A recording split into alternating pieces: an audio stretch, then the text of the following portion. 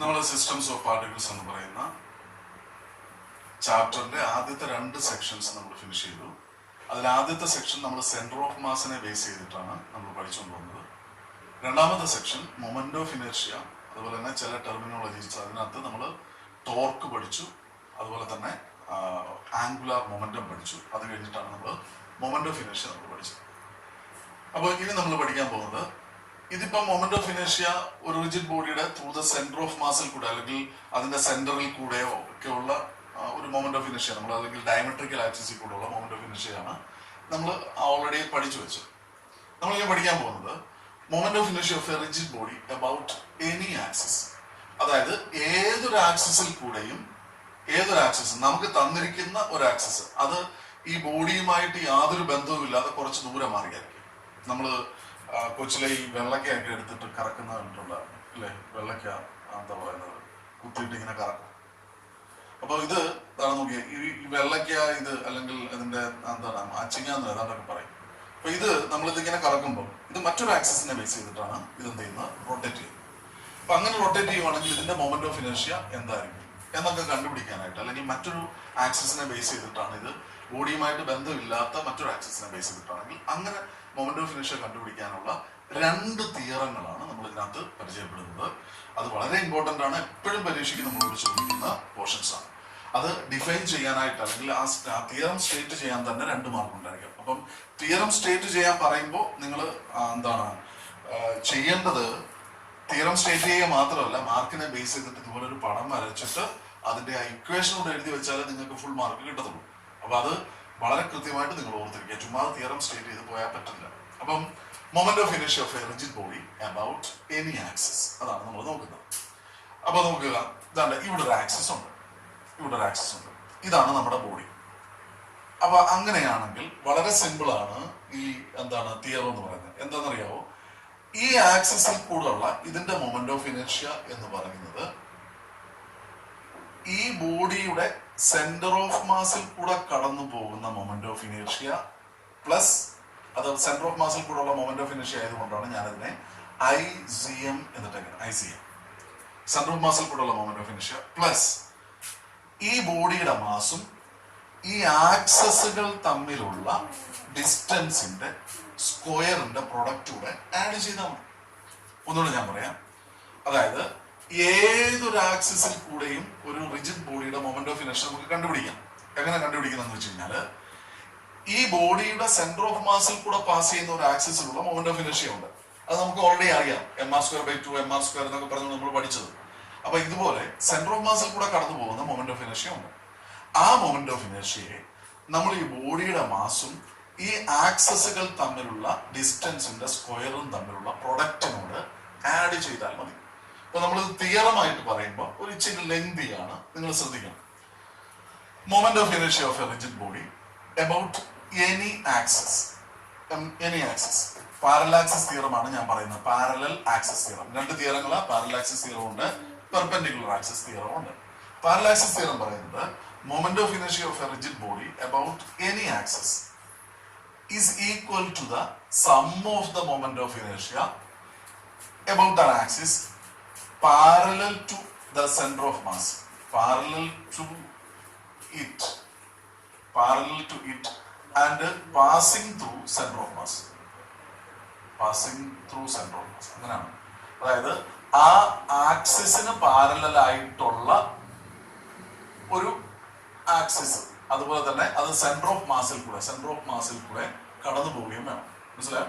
തന്നിരിക്കുന്ന ഏതൊരു ആക്സിസും ആ ആക്സിസിന് പാരലൽ ആയിട്ടുള്ളതും അതിന്റെ സെന്റർ ഓഫ് മാസിൽ കൂടെ, ബോഡിയുടെ സെന്റർ ഓഫ് മാസിൽ കൂടെ കടന്നു പോകുന്നതുമായ moment of inertia. And the product of mass and square of the distance between the axes. Product of the mass and square of the distance between the axes. ആക്സസുകളുടെ ഇടയിലുള്ള ഡിസ്റ്റൻസിന്റെ സ്ക്വയറിനും മാസിന്റെ പ്രൊഡക്റ്റിനും കൂടെ ഈക്വൽ ആണ്, അതിന്റെ സമ്മൻ. ഒന്നുകൂടെ ഞാൻ പറയാം. Moment of inertia of a rigid body about any access is the sum of the moment of inertia passing parallel to the axis and through the center of mass and the product of the mass and square of the distance between the axis. I is equal to ICM plus mr². Equation മാറുന്നു പോകരുത്. നമുക്ക് ചെറിയ problems ഉണ്ട്. ഒരുപക്ഷെ theorem ആയിരിക്കാം ചോദിക്കുന്നത്, അല്ലെങ്കിൽ problem ആയിരിക്കും. പ്രോബ്ലം നമ്മൾ ലൈവ് ക്ലാസ്സിൽ ചെയ്യുന്നതായിരിക്കും. അപ്പം ഈ തിയറം ചോദിക്കാം, അല്ലെങ്കിൽ എന്താണ് ഇതുപോലെ ഒരു ബോഡിയുടെ എന്താണ് moment of inertia about an axis കണ്ടുപിടിക്കാനായിട്ട് നമ്മളോട് ചോദിക്കും. നമ്മൾ രണ്ടാമത്തെ തിയറം പഠിക്കുന്നു. That is the perpendicular axis theorem. അതായത് ഒരു റിജിഡ് ബോഡിയുടെ moment of inertia about any axis അത് കണ്ടുപിടിക്കാനുള്ള രണ്ടാമത്തെ മെത്തേഡാണ്. ഇവിടെ നമ്മൾ പഠിക്കുന്നത് ഈ എനി ആക്സിസ് എന്ന് പറയുമ്പോൾ ഈ ബോഡിയിൽ കൂടെ ബോഡിക്ക് പെർപെൻഡിക്കുലർ ആയിട്ടുള്ള ഒരു ആക്സിസ് ആയിരിക്കണമെന്ന് നിർബന്ധം. അതുകൊണ്ടാണ് നമ്മൾ അതിനെ പെർപെൻഡിക്കുലർ ആക്സിസ് തിയറം എന്ന് പറയുന്നത്. അപ്പം നമ്മൾ ഇവിടെ ഒരു പ്ലെയിൻ ലാമിന എന്ന് പറഞ്ഞു കഴിഞ്ഞാൽ വളരെ തിൻ ആയിട്ടുള്ള ഒരു ഡിസ്ക്, ആ moment of inertia of a plane lamina about an axis perpendicular to the plane. മനസ്സിലായി? ഇതിന്റെ പ്ലെയിന് പെർപെൻഡിക്കുലർ ആയിട്ടുള്ള ഒരു ആക്സിസിലെ മൊമെന്റ് ഓഫ് ഇനർഷ്യ. അതെന്ന് വെച്ച് കഴിഞ്ഞാൽ നമ്മുടെ ശ്രദ്ധിക്കുക, ഇത് പ്ലെയിൻ ലാമിന, ഇതൊരു 3 ഡയമെൻഷണൽ സ്പേസിൽ കിടക്കുന്നു. ഈ പെർപെൻഡിക്കുലർ ആക്സിസ് എന്ന് പറയുന്നത് ഇസഡ് ആക്സിസ് ആണെന്ന് വെച്ചു. അങ്ങനെയാണെങ്കിൽ വളരെ സിമ്പിൾ ആണ്. ഈ ലാമിനയിൽ കൂടെ പാസ് ചെയ്യുന്ന അടുത്ത 2 പെർപെൻഡിക്കുലർ ആക്സിസുകൾ ഉണ്ടായിരിക്കും. അതായത് ഒരു എക്സ് ആക്സിസും ഉണ്ട്, ഒരു വൈ ആക്സിസും ഉണ്ട്. നിങ്ങൾക്കറിയാം എക്സ് ആക്സിസും വൈ ആക്സിസും ഇസഡ് ആക്സിസും മ്യൂച്വലി പെർപെൻഡിക്കുലർ ആണ്. അപ്പൊ അങ്ങനെയാണെങ്കിൽ മ്യൂച്വലി പെർപെൻഡിക്കുലർ ആയിട്ടുള്ള 2 ആക്സിസുകൾ, ആ ആക്സിസുകളുടെ മൊമെന്റ് ഓഫ് ഇനർഷ്യ, എക്സ് ആക്സിസിന്റെ moment of inertia, x axis ഈ ബോഡിയുടെ മൊമെന്റ് ഓഫ് ഇനർഷ്യ ഐ എക്സും ഇതിന്റെ മൊമെന്റ് ഓഫ് ഇനർഷ്യ ഐ വൈയും ആണെന്നിരിക്കട്ടെ. അങ്ങനെയാണെങ്കിൽ I x plus I y ആയിരിക്കും ഐ എസ്. അപ്പൊ നിങ്ങൾ വിചാരിക്കും ഈ ഐ എക്സും ഐ വൈയും എങ്ങനെ കിട്ടും? പ്രോബ്ലം തരുവാണെങ്കിൽ അവിടെ തന്നിരിക്കും. മനസ്സിലായി? അങ്ങനെ പെർപെൻഡിക്കുലർ ആക്സിസ് തിയറത്തിന്റെ പ്രോബ്ലം വളരെ റെയർ ആയിട്ട് നമുക്ക് തരാറുള്ളൂ.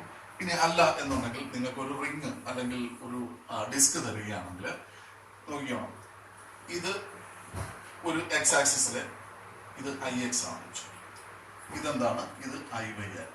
പക്ഷെ ഇത് രണ്ടും നിങ്ങൾ നോക്കിക്കഴിഞ്ഞാലും ഈ 2 ആക്സിസുകളും എന്താണ്, ഡയമെട്രിക്കൽ ആക്സിസിൽ കൂടെ ഇല്ലേ? ഇത് ഡയമെട്രിക്കൽ ആക്സിസ് ആണ്, ഇത് ഡയമെട്രിക്കൽ ആക്സിസ് ആണ്.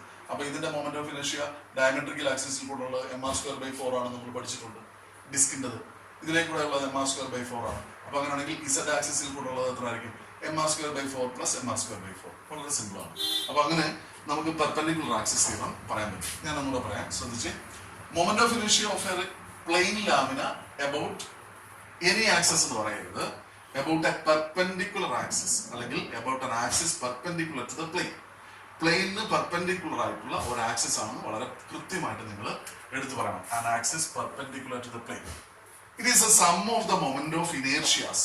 അതായത് മൊമെന്റ് ഓഫ് ഇനർഷ്യ 2 ഉണ്ട്. Moment of M I's, sum of the M I's about 2 perpendicular axis. 2 perpendicular axis അതെന്ത് ചെയ്യണം? ലാമിനയിൽ കൂടെ പാസ് ചെയ്യണം.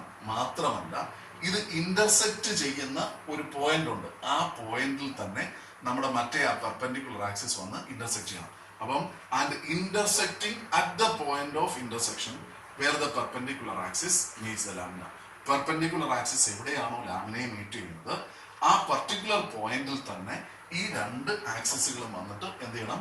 ആ പോയിന്റിൽ ഇന്റർസെക്ട് ചെയ്യണം. ഇത് വളരെ നിർബന്ധമാണ്. അപ്പം ഈ തിയറം ഒരു പർട്ടിക്കുലർ തിയറമാണ്. എബൌട്ട് എനി ആക്സിസ് എന്ന് പറയാൻ പാടില്ല, എബൌട്ട് എ പെർപെൻഡിക്കുലർ ആക്സിസ് എന്ന് പറയണം. 2, it is a sum of the moment of inertias of എന്താണ് 2 perpendicular axis. Moment of inertia about 2 perpendicular axis എന്ന് പറയുന്നതിന്റെ കണ്ടീഷൻ എന്താണെന്ന് അറിയാവോ? എന്താണ്? പാസിംഗ് ത്രൂ ദ ലാമിന, ലാമിനയിൽ കൂടെ പാസ് ചെയ്യണം. രണ്ടാമത്തെ കണ്ടീഷൻ ഇതും എഴുതിയേക്കണം, intersecting at the point of intersection where the perpendicular axis meets the lamina. Perpendicular axis ഏത് പോയിന്റിലാണോ ഈ ലാമിനയെ മീറ്റ് ചെയ്യുന്നത് ആ പർട്ടിക്കുലർ പോയിന്റിൽ ഈ 2 പെർപെൻഡിക്കുലർ ആക്സിസുകളും വന്ന് ഇന്റർസെക്ട് ചെയ്യും. അപ്പോൾ IZ = IX + IY. ഞാൻ പറഞ്ഞു 2 മാർക്കിന്റെ ക്വസ്റ്റ്യൻ ആണെങ്കിൽ നിങ്ങൾ ഫിഗർ വരയ്ക്കണം. ഇത് x y z axis mark ചെയ്യുക, IX IY മാർക്ക് ചെയ്യുക, IZ = IX + IY എന്നുള്ള ഇക്വേഷൻ. ഓക്കെ, നമ്മൾ അടുത്ത മൊമെന്റ് ഓഫ് ഇനർഷ്യ സംബന്ധിക്കുന്ന ഒരു പ്രധാനപ്പെട്ട ഇത് നിങ്ങൾ നോക്കണ്ട, ഇത് നോക്കുക. മൊമെന്റ് ഓഫ് ഇനർഷ്യയെ നമ്മൾ റൊട്ടേഷണൽ ഇനർഷ്യ എന്ന് പറയാറുണ്ട്. അപ്പം ഇനേർഷ്യ എന്ന് പറയുന്ന ഒരു ഭാഗം നിങ്ങൾക്കറിയാം. ഇനേർഷ്യ എന്ന് പറഞ്ഞു കഴിഞ്ഞാൽ എന്താണ്? അതായത് നമ്മൾ ലോസ് ഓഫ് മോഷൻ എന്ന് പറയുന്ന ചാപ്റ്ററിനകത്ത് നമ്മൾ പഠിച്ചിട്ടുണ്ട്. The property of a body by which it continues in its state of rest അല്ലെങ്കിൽ ഓഫ് യൂണിഫോം മോഷൻ. അതായത് ഒരു അതിന്റെ പൊസിഷൻ, അല്ലെങ്കിൽ അത് പൊസിഷൻ ഓഫ് മോഷൻ ആയിക്കോട്ടെ, പൊസിഷൻ ഓഫ് റെസ്റ്റ് ആയിക്കോട്ടെ, അതിന്റെ ആ പൊസിഷനിൽ തന്നെ കണ്ടിന്യൂ ചെയ്യാനായിട്ട് ഒരു ബോഡിക്കുള്ള പ്രോപ്പർട്ടിയാണ് നമ്മൾ എന്താ പറയുന്നത്, ഈ ഇനേർഷ്യ. ഇപ്പൊ ഇവിടെ മൊമെന്റ് ഓഫ് ഇനേർഷ്യയെ നമ്മൾ റൊട്ടേഷണൽ ഇനേർഷ്യ ആണ് സാധാരണ പറയാറുള്ളത്. അതെന്താണെന്ന് അറിയാമോ? അതായത് റൊട്ടേഷണൽ മോഷനിൽ തുടരുന്ന ഒരു ബോഡി ഉണ്ടെങ്കിൽ ആ മോഷനിൽ, റൊട്ടേഷണൽ മോഷനിൽ തന്നെ അതിന് കണ്ടിന്യൂ ചെയ്യാനായിട്ട് എന്തുകൊണ്ട് ഒരു ടെൻഡൻസി ഉണ്ട്. നിങ്ങൾ നമ്മുടെ ഫാൻസ് എന്താണ് പറഞ്ഞത്, സീലിംഗ് ഫാൻ അല്ലെങ്കിൽ മറ്റുള്ള ഫാൻ, ഇതൊക്കെ നമ്മൾ എന്താണ് ഓൺ ചെയ്തതിന് ശേഷം ഒന്ന് ഓഫ് ചെയ്യുമ്പോൾ അത് ടക്കെന്ന് പറഞ്ഞിട്ടല്ല നിൽക്കുന്നത്, പെട്ടെന്ന് നിൽക്കത്തില്ല. പിന്നെ എന്ത് ചെയ്യും, അത് കുറച്ചുകൂടെ എന്ത് ചെയ്യും, കുറച്ച് മൂവ് ചെയ്ത് പതുക്കെ എന്ത് ചെയ്തുള്ളൂ, അത് സ്റ്റോപ്പ് ആവുള്ളൂ. അതിന്റെ അർത്ഥം എന്താണ്, ആ ബോഡിക്ക് ആ ഇനേർഷ്യ ഉണ്ട്, അല്ലെങ്കിൽ റൊട്ടേഷണൽ മോഷനിൽ കണ്ടിന്യൂ ചെയ്യാനുള്ള ടെൻഡൻസി ഉണ്ട്. അടുത്ത പോയിന്റ് വളരെ ശ്രദ്ധിച്ചോണേ. ഒരു ബോഡിയുടെ മൊമെന്റ് ഓഫ് ഇനേർഷ്യ കൂടുന്നതിനനുസരിച്ച് അതിന് റൊട്ടേഷനിൽ തുടരാനുള്ള, കണ്ടിന്യൂറ്റി തുടരാനുള്ള ആ ഒരു ടെൻഡൻസി എന്ത് ചെയ്യും, കൂടും. എന്ന് വെച്ച് കഴിഞ്ഞാൽ എങ്ങനെ മൊമെന്റ് ഓഫ് ഇനേർഷ്യ കൂടുന്നത്? രണ്ട് രീതിയിലാണ്. ഒന്ന്, അതിന് എന്താണ് മാസ് കൂടാം. രണ്ട്, അതിന്റെ distance from the fixed axis, fixed ആക്സിസിൽ നിന്നുള്ള ഡിസ്റ്റൻസ് കൂടാം. ഒരു ഫാന് നമ്മൾ കൺസിഡർ ചെയ്യുന്നു. ആ ഫാൻ കൺസിഡർ ചെയ്യുന്നത് രണ്ട് എന്താണ് ടൈപ്പ് ലീഫാണെന്ന് വെച്ചു. അതായത് ഒരെണ്ണത്തിന് ലെങ്ത് കുറവും ഒരെണ്ണത്തിന് ലെങ്ത് കൂടുതലുമാണ്. അപ്പം ഇത് രണ്ടെണ്ണത്തിലും നമ്മൾ ഓൺ ചെയ്യുമ്പോഴത്തേനും ഓഫ് ചെയ്യുമ്പോൾ കൂടുതൽ ടൈം എടുക്കുന്ന ഏതിനായിരിക്കും എന്നറിയാവോ? ലീഫിന്റെ നീളം കൂടുതലുള്ള ഫാൻ എന്ത് ചെയ്യും, it will take more time to come to a stop. സ്റ്റോപ്പിൽ വരാനായിട്ട് കുറച്ച് സമയം എടുക്കും. കാരണം എന്താ, അതിന് റൊട്ടേഷണൽ ഇനേർഷ്യ കൂടുതലായതുകൊണ്ട്. കാരണം ആ റൊട്ടേഷനിൽ തുടരാൻ എന്തുകൊണ്ട് അതിന് ടെൻഡൻസി കൂടുതലാണ്. Because moment of inertia is more, moment of inertia കൂടുതലായതുകൊണ്ട്.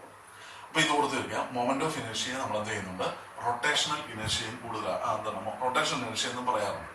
ഇനി നമുക്കൊരു ചോദ്യമുണ്ട്, അത് ഡയറക്റ്റ് ആയിട്ടുള്ള ഒരു ചോദ്യമാണ്. അത് why moment of inertia is also called rotational inertia. നമ്മൾ പറയേണ്ടത് എങ്ങനെയാണ്, because for a body of greater moment of inertia it has a larger, അല്ലെങ്കിൽ it has a greater tendency to continue in rotational motion. Rotational മോഷനിൽ തന്നെ തുടരാനായിട്ട്, അതിന് continuous ചെയ്യാനായിട്ട് അതിനുള്ള ടെൻഡൻസി ഉള്ളത് കൊണ്ടാണ് മൊമെന്റ് ഓഫ് ഇനേർഷ്യയെ നമ്മൾ എന്ത് പറയുന്നത്, റൊട്ടേഷണൽ ഇനേർഷ്യ എന്നും കൂടെ പറയുന്നത്. എന്നൂടെ പറയാം, മൊമെന്റ് ഓഫ് ഇനേർഷ്യ കൂടുതലുള്ള ഒരു ബോഡിയെ സംബന്ധിച്ചിടത്തോളം അതിന് റൊട്ടേഷണൽ മോഷനിൽ കണ്ടിന്യൂ ചെയ്യാനുള്ള ടെൻഡൻസി കൂടുതലായിരിക്കും. അതുകൊണ്ടാണ് നമ്മൾ എന്ത് ചെയ്യുന്നത്, മൊമെന്റ് ഓഫ് ഇനേർഷ്യ നമ്മൾ എന്ത് ചെയ്യുന്നത്, റൊട്ടേഷണൽ ഇനേർഷ്യ എന്നും കൂടെ പറയുന്നത്. ഓക്കെ, അടുത്തത് practical application of moment of inertia. അതിൽ ഒരു പോയിന്റ് നിങ്ങൾ ശ്രദ്ധിച്ചോളാം, നമുക്ക് സാധാരണ ചോദ്യത്തിന് വരുന്ന നോക്കണം.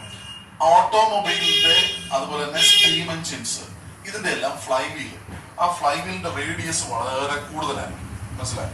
ആ റേഡിയസ് കൂടുതലായിരിക്കുന്നത്, ഇപ്പൊ സ്റ്റീം എൻജിന്റെ ഫ്ലൈ വീലിന്റെ ഒക്കെ റേഡിയസ് കൂടുതലായിരിക്കുന്നതിന്റെ കാരണം എന്താണെന്ന് അറിയാമോ? അതായത് ഇൻ കേസ് എന്തെങ്കിലും ഒരു ജെർക്ക് അല്ലെങ്കിൽ എന്തെങ്കിലും ഒരു എന്താണ് പറയുന്നത്, ആ സിസ്റ്റത്തിൽ മൊത്തമായിട്ട് എന്തെങ്കിലും ഡിസ്റ്റർബൻസ് ഉണ്ടാവുകയാണെങ്കിൽ ഈ ഡിസ്റ്റർബൻസ് ഇതിനെ ബാധിക്കത്തില്ല. It will continue in rotational motion. അതായത് ഫ്ലൈ വീൽ ഓഫ് ഓട്ടോമൊബൈൽ വെഹിക്കിൾസും സ്റ്റീം എൻജിൻസും ഡിസൈൻ ചെയ്തിരിക്കുന്നത് അതിന്റെ മൊമെന്റ് ഓഫ് ഇനേർഷ്യ കൂടുന്ന രീതിയിലാണ്. Its moment of inertia will be more. അതായത് വളരെ കൂടുതൽ മൊമെന്റ് ഓഫ് ഇനേർഷ്യ ഉള്ള ഫ്ലൈ വീലുകളാണ് നമ്മൾ സാധാരണ ഓട്ടോമൊബൈൽസിനൊക്കെ വെക്കുന്നത്. അതെന്തുകൊണ്ടാണെന്ന് വെച്ച് കഴിഞ്ഞാൽ because as the moment of inertia increases, എന്താണ് ജെർക്കുകളോ അല്ലെങ്കിൽ സിസ്റ്റത്തിൽ ഉണ്ടാകുന്ന ഡിസ്റ്റർബൻസുകളോ എന്തോ ചെയ്യത്തില്ല, ഇതിന്റെ കറക്കത്തിനെ ബാധിക്കത്തില്ല. It will not affect the rotation of the flywheel. അതുകൊണ്ടാണ് അതങ്ങനെ. ഈ രണ്ട് പോയിന്റുകൾ നിങ്ങൾ ഓർത്തിരിക്കുക. Moment of inertia is also called rotational inertia. രണ്ട് practical application of moment of inertia. ഇത് നമ്മുടെ നോട്ടിനകത്ത് ഉണ്ട്. അപ്പൊ അത് നിങ്ങൾ പഠിച്ചോണം, പ്രാക്ടിക്കൽ ആപ്ലിക്കേഷൻ. മറ്റേത് നിങ്ങൾ എന്താണ് നോട്ട് ചെയ്ത് വെച്ചോണം. ഓക്കെ, നമ്മൾ അടുത്ത സെക്ഷനിലേക്ക് നമ്മൾ പോകുന്നത് law of conservation of angular momentum. ഇതും വളരെ ഇമ്പോർട്ടന്റ് ആണ്. എപ്പോഴും നമ്മുടെ പരീക്ഷയ്ക്ക് ചോദിക്കുന്ന പോർഷനിലെ ഒരു ചെറിയ പോർഷൻ എന്ന് വെച്ച് കഴിഞ്ഞാൽ ഒരു മാർക്കിന്റെ ക്വസ്റ്റ്യൻ ആയിട്ടൊക്കെ ചോദിക്കത്തുള്ളൂ. പക്ഷെ എന്നാലും നമ്മൾ ഓർത്തിരിക്കുക. നമുക്കറിയാം law of conservation of angular momentum linear momentum എന്താണ് നമ്മൾ ലോസ് ഓഫ് മോഷനകത്ത് പഠിക്കുന്നത് എന്ന് വെച്ച് കഴിഞ്ഞാൽ എന്താണ്, സിസ്റ്റത്തിൽ അപ്ലൈ ചെയ്യുന്ന ഫോഴ്സ് 0 ആണെങ്കിൽ ദ ടോട്ടൽ മൊമെന്റം അല്ലെങ്കിൽ ചേഞ്ച് ഇൻ മൊമെന്റം എന്ന് പറയുന്നത്, rate of change of momentum എന്ന് പറയുന്നത് എന്തായിരിക്കും, 0 ആയിരിക്കും. ഇതാണ് നമ്മുടെ സാധാരണ law of conservation of linear momentum. Change in linear momentum 0 ആണെന്ന് പറഞ്ഞതിന്റെ അർത്ഥം momentum will be A constant. Change in linear momentum 0 ആണെന്ന് പറഞ്ഞാൽ അതിന്റെ അർത്ഥം if there is no external force, the rate of change of momentum will be 0, അല്ലെങ്കിൽ change of momentum will be 0, which implies that p is a constant. p momentum ഒരു constant ആണ്. ഇതേ സാധനം തന്നെ നമ്മൾ ആംഗുലർ മൊമെന്റത്തിനകത്ത് പഠിക്കുന്നത്. എന്താണ്? Torque tau is equal to dp by dt ആണ്, അല്ല dl ബൈ dt ആണ്. f is equal to dp by dt ആണ്. ഞാൻ നിങ്ങളോട് പറഞ്ഞായിരുന്നു റൊട്ടേഷണൽ എന്താണ്? അനലോഗ്. ഫോഴ്സിന്റെ റൊട്ടേഷണൽ അനലോഗ് ആണ് ടോർക്ക്. മൊമെന്റത്തിന്റെ റൊട്ടേഷണൽ അനലോഗ് ആണ് എന്ത്? Angular momentum. അപ്പം force F is equal to dp by dt. അതേപോലെ നമ്മൾ റൊട്ടേഷണൽ മോഷനകത്തോട്ട് മാറ്റുമ്പോഴത്തേനും നമുക്ക് എന്ത് കിട്ടും? Torque tau is equal to എത്രയാണ്? dl by dt. കിട്ടും. ആംഗുലർ മൊമെന്റത്തിന്റെ rate of change of momentum, അല്ല റേറ്റ് ഓഫ് ചേഞ്ച് അത് ടോർക്കാണ്. ലീനിയർ മൊമെന്റത്തിന്റെ റേറ്റ് ഓഫ് ചേഞ്ച് ഫോഴ്സ് ആണ്. ഇനി നമുക്ക് നോക്കാം law of conservation of angular momentum പറയുന്നത് എന്താണ്. ഇതേപോലെ തന്നെ എന്താണ്? ഫോഴ്സ് 0 ആകുമ്പോൾ dp is equal to 0 ആയിരിക്കും, അല്ലെങ്കിൽ dp by dt is equal to 0 ആയിരിക്കും. അതേപോലെ ടോർക്ക് 0 ആകുമ്പോൾ dl by dt എന്ന് പറയുന്നത് എന്തായിരിക്കും? 0 ആയിരിക്കും. Which implies that, okay, when tau is equal to 0, dl by dt is equal to 0, which implies L is equal to, L എന്ന് പറഞ്ഞാൽ I omega ആണെന്ന് നമുക്കറിയാമല്ലോ അല്ലേ? L is equal to angular momentum എന്ന് പറയുന്നത്. L is equal to I omega is equal to a constant. Angular മൊമെന്റത്തിന്റെ equation ആണ് I into omega എന്ന് പറയുന്നത്. I omega അത് ഒരു കോൺസ്റ്റന്റ് ആണ്. I omega കോൺസ്റ്റന്റ് ആണെന്ന് പറഞ്ഞാൽ അതിന്റെ അർത്ഥം I1 omega 1 is equal to I2 omega 2 എന്ന് നമുക്ക് എഴുതാം. എന്ത് ഈ ഒമേഗ എന്ന് പറഞ്ഞാൽ? ഒമേഗ എന്ന് പറഞ്ഞു കഴിഞ്ഞാൽ എന്താണ്? Angular velocity. അപ്പൊ I1 omega is equal to I2 omega. I omega constant ആണെന്ന് പറഞ്ഞാൽ അതാണ് ഞാൻ അത് ഇങ്ങോട്ട് എഴുതാം. I omega is equal to k, ഒരു കോൺസ്റ്റന്റ് k ആണ്. അപ്പോ I എന്ന് പറയുന്നത് k ബൈ ഒമേഗ അല്ലെങ്കിൽ omega is equal to k by I. ഇത് വളരെ ഇമ്പോർട്ടന്റ് ആയിട്ടുള്ള ഒരു പ്രാക്ടിക്കൽ സംഭവമാണ്. Angular velocity is inversely proportional to moment of inertia, അല്ലെങ്കിൽ moment of inertia is inversely proportional to angular velocity. ഞാൻ ഇങ്ങനെ എഴുതുന്നു, angular velocity is inversely proportional to ഇത് ഇമ്പോർട്ടന്റ് പോയിന്റ് ആണ്, ഓർത്ത് വെച്ചിരിക്കണം. proportional to moment of inertia. ഇതിന്റെ practical applications അതായത് എക്സ്റ്റേണൽ ടോർക്ക് 0 ആണെങ്കിൽ അങ്ങനെ തന്നെ പറയാം കേട്ടോ. Law of conservation of momentum angular moment ഞാൻ ഒന്നുകൂടെ പറയുന്നു. If the external torque is 0, നമ്മൾ അവിടെ എക്സ്റ്റേണൽ ഫോഴ്സ് 0 ആണെന്ന് പറഞ്ഞതിന്റെ കൂടെ തന്നെ if the external torque is 0, the angular momentum of a system of particles remains constant. ഇതാണ് law of conservation of momentum. എന്നോട് പറയാം, if the external torque is acting on a system of body അല്ലെങ്കിൽ system of particles is 0, the angular momentum remains a constant. Angular momentum constant ആണെന്ന് പറഞ്ഞു കഴിഞ്ഞാൽ moment of inertia is inversely proportional to moment of inertia. Angular velocity is inversely proportional to moment of inertia. ഇതിന്റെ practical applications നമുക്ക് പടമൊക്കെ കാണിച്ചിട്ട് നിങ്ങൾക്ക് സ്ഥിരം ചോദിക്കുന്നത് ഞാനിത് പറഞ്ഞു തന്നിട്ടുള്ള നേരത്തെ. അതായത് സാധാരണ എന്താണ് പറഞ്ഞത്, ഐസിന്റെ പുറത്തൊക്കെ നിന്ന് ആൾക്കാർ റൊട്ടേറ്റ് ചെയ്യുക അല്ലെങ്കിൽ റൊട്ടേറ്റ് ചെയ്യുന്ന ഡാൻസ് ചെയ്യുന്ന ആൾക്കാരുണ്ട്. ആ ആൾക്കാർ രണ്ട് രീതിയിലാണ് ഡാൻസ് ചെയ്യുന്നത്. ഒന്ന്, അവരുടെ കൈ ടക്കിൻ ചെയ്തിട്ട് അവർ ഡാൻസ് ചെയ്യും. കൈ ടക്കിൻ ചെയ്തിട്ട് ഡാൻസ് ചെയ്യുമ്പോൾ അവരുടെ കറക്കത്തിന്റെ സ്പീഡ് കൂടുതലായിരിക്കും. അതിന്റെ കാരണം എന്താണെന്ന് വെച്ച് കഴിഞ്ഞാൽ നമുക്കറിയാം മൊമെന്റ് ഓഫ് ഇനർഷ്യ എന്ന് പറയുന്നത് മാസ് ഇൻറ്റു ഡിസ്റ്റൻസ് സ്ക്വയർ. ഞാൻ കൈ നിർത്തി പിടിക്കുമ്പോഴത്തേനും ഡിസ്റ്റൻസ് വളരെ കൂടുതലാണ്, എന്റെ മാസ് ഡിസ്ട്രിബ്യൂഷൻ വ്യത്യാസം വരുന്നുണ്ട്. അപ്പൊ അങ്ങനെയാണെങ്കിൽ ആ കറക്കത്തിന്റെ സ്പീഡ് കുറവായിരിക്കും. മൊമെന്റ് ഓഫ് ഇനർഷ്യ കൂടുമ്പോൾ ആംഗുലാർ വെലോസിറ്റി കുറയും. നമുക്ക് omega proportional to 1/i. Angular velocity is inversely proportional to moment of inertia. അപ്പോ ഞാൻ കൈ നിർത്തി പിടിച്ചുകൊണ്ടാണ് റൊട്ടേറ്റ് ചെയ്യുന്നതെങ്കിൽ എന്റെ ആംഗുലാർ വെലോസിറ്റി കുറവായിരിക്കും. കാരണം ആർ എന്ന് പറയുന്ന ഡിസ്റ്റൻസ് കൂടുമ്പോൾ മൊമെന്റ് ഓഫ് ഇനർഷ്യ കൂടും. ആറിന്റെ ഡിസ്റ്റൻസിന്റെ സ്ക്വയറുമായിട്ടാണ് മൊമെന്റ് ഓഫ് ഇനർഷ്യക്ക് ബന്ധം. അത് തന്നെ മൊമെന്റ് ഓഫ് ഇനർഷ്യ കൂടും. മൊമെന്റ് ഓഫ് ഇനർഷ്യ കൂടുമ്പോൾ ആംഗുലാർ വെലോസിറ്റി കുറയും. നേരെ മറിച്ചാണെങ്കിൽ എന്ത് ചെയ്യുന്നു, കൈ ടക്കിൻ ചെയ്തുകൊണ്ടാണെങ്കിൽ മൊമെന്റ് ഓഫ് ഇനർഷ്യ കുറവായിരിക്കും, അതുകൊണ്ട് ആംഗുലാർ വെലോസിറ്റി കൂടുതലായിരിക്കും. ഇത് നോക്കണം, സാധാരണ എന്താണ് ഈ സ്വിമ്മിംഗ് പൂളിലേക്കൊക്കെ ആൾക്കാർ എന്ത് ചെയ്യുന്നുണ്ട്, ഡൈവ് ചെയ്ത് താഴേക്ക് വീഴാറുണ്ട്. അങ്ങനെ ഡൈവ് ചെയ്തിട്ട് താഴോട്ട് വീഴുമ്പോൾ അവർ കറങ്ങി വീഴാറുണ്ട്. അങ്ങനെ കറങ്ങി വീഴുമ്പോൾ ശ്രദ്ധിച്ചോണം, അവര് കൈ ടക്കിൻ ചെയ്തിട്ടാണ് ചെയ്യുന്നത്. അപ്പൊ കൈ ടക്കിൻ ചെയ്തിട്ട് ചെയ്യുന്നതിന്റെ കാരണം എന്താണെന്ന് വെച്ച് കഴിഞ്ഞാൽ അവരുടെ കറക്കത്തിന്റെ സ്പീഡ്, ആംഗുലാർ വെലോസിറ്റി കൂടുതലായിരിക്കും. അതുകൊണ്ടാണ് അതിങ്ങനെ സംഭവിക്കുന്നത്. നിങ്ങളോട് സ്ഥിരമായിട്ട് ചോദിക്കുന്ന ഒരു ചോദ്യം ഇതാണ്. 2 ചോദ്യങ്ങൾ ചോദിക്കാറുണ്ട്. നിങ്ങൾ പ്രീവിയസ് ക്വസ്റ്റ്യൻസ് എന്ന് റെഫർ ചെയ്യുമ്പോൾ നിങ്ങൾക്ക് മനസ്സിലാവും. അതുകൊണ്ട് 2 പേരെ നിങ്ങൾക്ക് കാണിച്ചു തരുന്നു. ഒരാള് ഇങ്ങനെ എന്താ പറയുക, കൈ ടക്കിൻ ചെയ്തിട്ട് ഇങ്ങനെ നിൽക്കണം. അടുത്ത ഒരു പൊസിഷനിൽ ആള് കൈ വിരിച്ചിട്ട് ഇങ്ങനെ നിൽക്കും. ഈ 2 പൊസിഷൻസ് കാണിച്ചു തന്നിട്ട് ഞങ്ങളോട് ചോദിക്കും എന്താണ്, ഇഫ് ദേ ആർ റൊട്ടേറ്റിംഗ് ഏത് പൊസിഷനിലായിരിക്കും സ്പീഡ് കൂടുതൽ, വൈ? ഇതാണ് നമ്മളോട് ചോദിക്കുന്നത്. അപ്പൊ നമ്മൾ പറയേണ്ടത് ഇങ്ങനെയാണ്, speed will be more for this position. ഇത് എ എന്നും ഇത് ബി എന്നും മാർക്ക് ചെയ്തിട്ടുണ്ടായി. ഈ 2 പൊസിഷനിൽ നിങ്ങൾ എ എന്ന് പറയുന്ന പൊസിഷനിലായിരിക്കും ഇതിന്റെ റൊട്ടേഷണൽ സ്പീഡ് അല്ലെങ്കിൽ ആംഗുലാർ വെലോസിറ്റി കൂടുതൽ. എന്തുകൊണ്ടാണെന്നാണ് നിങ്ങളോട് ചോദ്യം. അപ്പൊ നിങ്ങൾ ചോദ്യം പറയേണ്ട, ആൻസർ പറയേണ്ടത് എങ്ങനെയാണ്, എന്താണ്, as per law of conservation of angular momentum. ഇങ്ങനെയൊക്കെ പറയണം, അല്ലാതെ ചുമ്മാ വെച്ചിട്ട് അങ്ങ് കറക്കരുത്. Law of conservation of angular momentum പ്രകാരം if there is no external torque, I omega is a constant, or angular velocity is inversely proportional to moment of inertia. In this position, ഈ പൊസിഷനിൽ ആംഗുലാർ വെലോസിറ്റി എന്താണ് കൂടുതലായിരിക്കും, കാരണം moment of inertia കുറവ്, കൈ tuck in ചെയ്ത് വെച്ചിട്ടുണ്ട്. ഇതാണ് നമ്മുടെ ആൻസർ പറയുന്നത്. പിന്നുണ്ട്, ഊഞ്ഞാലിൽ ഇരുന്നുകൊണ്ട് ആടുന്ന ഒരാളുടെ പടം കാണിച്ചത്. 2 രീതിയിലാണ്. ഒന്ന്, ഊഞ്ഞാലിൽ ഇരുന്ന് എന്താണ് ഈ പറഞ്ഞതുപോലെ കൈ വീർത്തി വെച്ചിരിക്കുന്നു. മറ്റേത് ഊഞ്ഞാലിൽ ഇരുന്ന് ഇങ്ങനെ കൈ അടക്കി വെച്ചിരിക്കുന്നു. ഒരെണ്ണത്തിനകത്ത് റൊട്ടേറ്റ് ചെയ്യുന്നതായിട്ട് കാണിക്കും.